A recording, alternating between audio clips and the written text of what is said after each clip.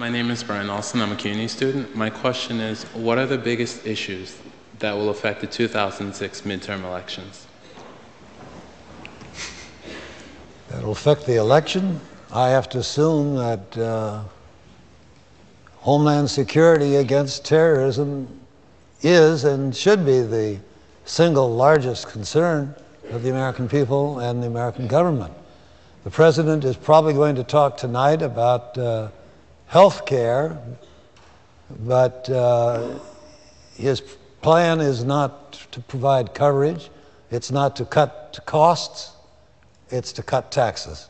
And that's his plan for everything, and I don't think that's going to meet the needs, this country's desperate needs for health care for children and others. We also have an urgent need, which I'm told he is considering talking about, and Tom Friedman devoted his column in the Times to insisting that he talk about it, which is alternative sources of energy, so we are not dependent upon fossil fuel, oil, which comes primarily from the most dangerous parts of the world.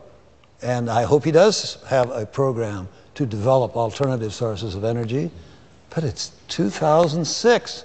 He's been there 5 years. Why now, after 5 years, when we urgently needed those alternative sources of energy 5 years ago?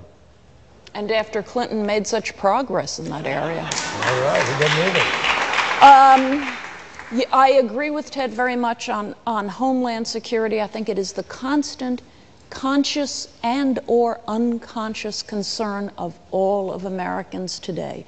Homeland Security has to do with your safety and your ability to bring up your kids in the world. That's just that. The economy is always the second issue.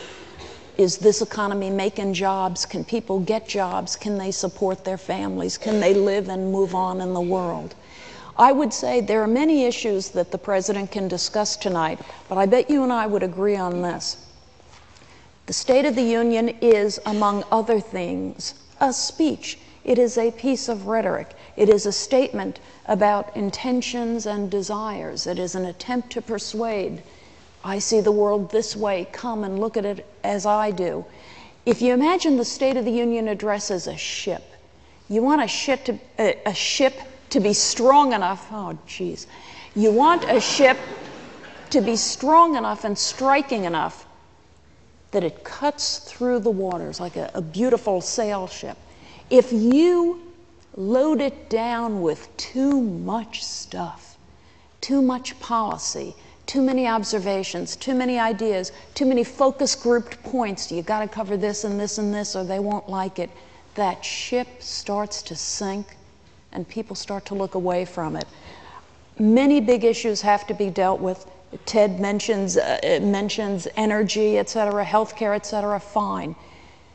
Put your intentions in a few lines and put your the meat of your plans in a paper.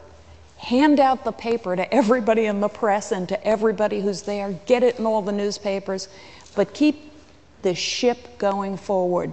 Don't load it down too much. Did that make sense? Do you know what I mean? Yeah. The State of the Union is always so boring. It's always so full of promise. Everybody looks and watches and it's going to be so exciting, and then it just starts to sink. Do you know what I mean? It just starts going like that, no matter who's the president.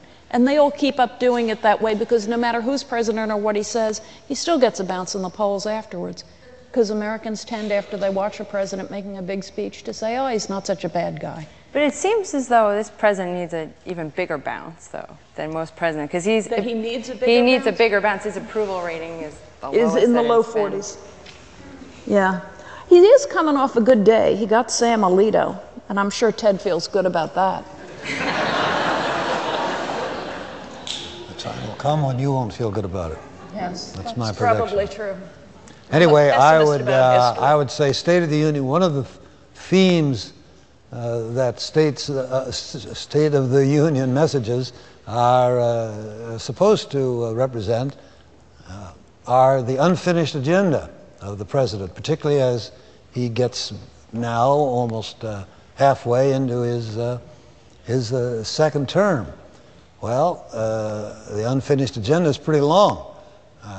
I don't think he'll mention last year's primary theme, privatizing Social Security.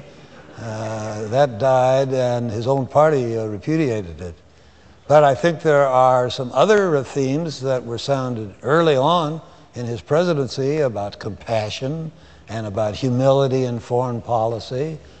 And we've heard about rapid reconstruction. That's a theme for Iraq and New Orleans that I don't think he'll mention. People don't boo the State of the Union.